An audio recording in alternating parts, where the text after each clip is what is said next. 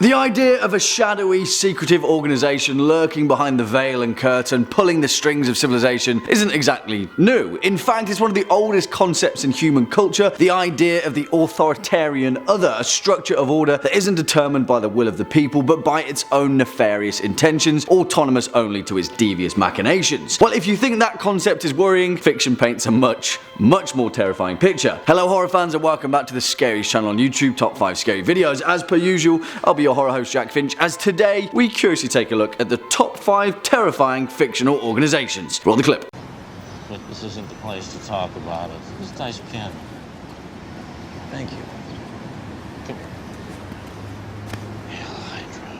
Oh, those sneaky pin-wearing villains. Well, for the curious amongst you, that clip was from Marvel's Captain America the Winter Soldier, highlighting the ever-secret whisperings of the all-encompassing Hydra, which may or may not be on this list, but also segues us neatly to our honourable mentions. There isn't exactly a short supply of evil fictional organisations, and for one, the SCP Foundation in itself could take up an entire video. So any entries that you think we missed, please state your case in the comment section down below. After this video, of course. Kicking off at number 5, Wolfram and Hart. Of Wolfram and Hart, the oldest and most powerful law firm in the city. Founded in 1791 on ground deconsecrated by the blood of mass murderer Matthias Pavane. The Wolf, the Ram, and the Hart, the 3 demonic names that comprise one of the most insanely evil entities in the entire Buffy, Angel, and Spike universe. And despite the all-encompassing evil that they're spawned from, you only have to look at their very real law practices of their puppet organization to figure out that these aren't exactly the good guys. That's because as a law firm, Wolfram and Hart typically defends some of the vilest and undesirable individuals in society, often including stalkers, mobsters, murderers, corrupt senators, and of course, demons. But Wolfram and Hart's influence doesn't just end at law, it's a global and in many ways interdimensional organization that uses the fields of entertainment, science, real estate, research and intelligence to pull the strings behind numerous governments across the planet. Their motivation lies behind an ancient campaign to spread evil throughout the universe, but on top of that, they're just also terrible employers. If you're a lawyer that screws upon the job at Wolfram and Hart, they make you eat your own liver. Guys, I think it might be time to unionize. Swinging in at number 4,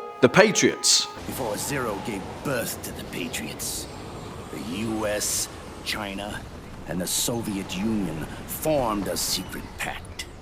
Yes they did, and what they created eventually led to one of the most intricate and oftentimes confusing displays of global espionage and proxy warfare in video game history. If you're familiar with Hideo Kojima's Metal Gear series, you'll know that the Patriots have slowly but surely been revealed over several decades worth of canonical titles after lurking in the shadows since the very beginning. Originally known as Cypher or the Lali Lule Lo, these guys are the architects of several opposing global ideologies, all spawned by the legendary soldier, the Boss, the mother of all modern special forces. Not to be confused with Big Boss, aka Naked Snake, who also isn't to be confused with Solid Snake or his genetic brothers Liquid Snake and Solidus Snake.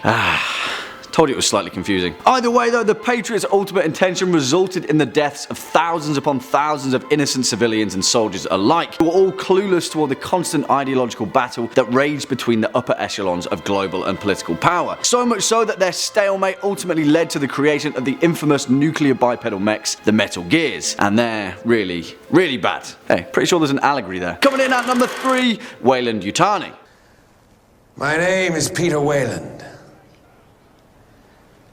And if you'll indulge me,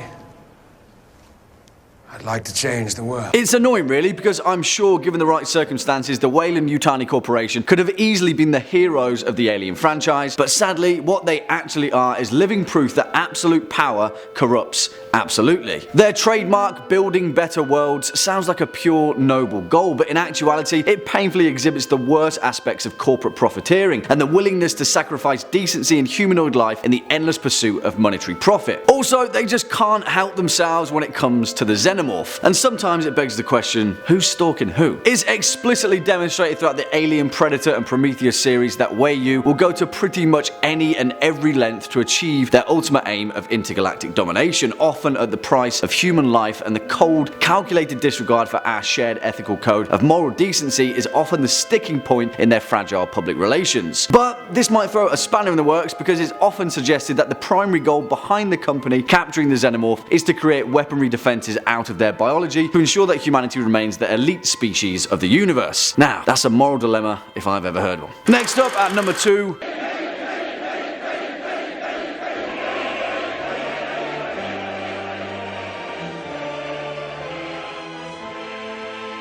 Inuk. Now this one is going to be a little bit heavy, but George Orwell's incredibly important literary novel 1984 described to us one of the most terrifying societies and political systems imaginable. It embodied the views of doublethink, the paradoxical ability to maintain two opposing views simultaneously and believing in both. It warned us of the dangers of newspeak and the destruction of an ever-changing, creative, compassionate language. Thought crimes, thought police, one-party states, the Ministry of Love, the Ministry of Truth, Room 101. Man, if you've never read 1984, read it, because it's a cautionary tale that puts the likes of Hydra and other big bad fictional baddies to shame, exemplified by Inuk, the totalitarian government ruled over by the all-seeing eye of Big Brother. As they say time and time again throughout the events of the novel, who controls the past controls the future, who controls the present controls the past. War is peace, freedom is slavery, ignorance is strength. The inner party, the outer party, the proles. Man, the poor proletariat. George Orwell paints a bleak, desolate, lifeless picture in 1984, witnessed at the hands of the unwitting Winston Smith, also played by the late great John Hurt in the fantastic film version. And in actual fact, it's one of the most terrifying displays in the history of literature. Yeah, I don't really need to say much more about this one. And finally, coming in at our number one spot, the Imperial Inquisition. We keep vigil in the darkness. We hunt among the shadows. We pass judgment upon the mutant, the traitor, and the heretic. Because nobody expects the Imperial Inquisition. But all jokes aside, the Inquisition, otherwise known as the Holy Orders of the Emperor's Inquisition, while perhaps being one of the most badass, heavy metal, bone-crunchingly awesome entities in the Warhammer 40k universe, when you really boil it down, they're absolutely terrifying. In actual fact, they're the secret police of the already terrifying Imperium of Man and the will of the Eternal Emperor. But what truly sets them apart is that they literally answer to no one, not even to each other. Their sole purpose is to scour the universe for possible dissidents and enemies of the Emperor, and pretty much kill anything that may or may not be involved. Let's not beat about the bush. Warhammer and the wider 40k universe is absolutely great stuff, and displays some of the most original works of horror, sci-fi and fantasy literature in modern times. And if I'm being honest, I'm a huge fan of the Imperial Inquisition, simply because they're cold-hearted space cowboys that shoot first and never really ask any questions, even though it's kind of their job. But just because they're terrifying galactic heretic hunters of the highest order doesn't mean that they still can't be absolutely awesome. It's never a dull day when you're combating the forces of chaos, especially when everyone keeps chanting blood for the blood god, skulls for the skull throne. Well, on that note, horror fans, that's all we've got time for in today's video. Just sticking around all the way until the end. Before we depart though, let's take a dive into the comment section and take a look at some of your more resounding remarks from over the past few days. Carlos Gerardo says, Jack, if you don't have two cats, can you acquire two cats and change your name to Two Cats Jack?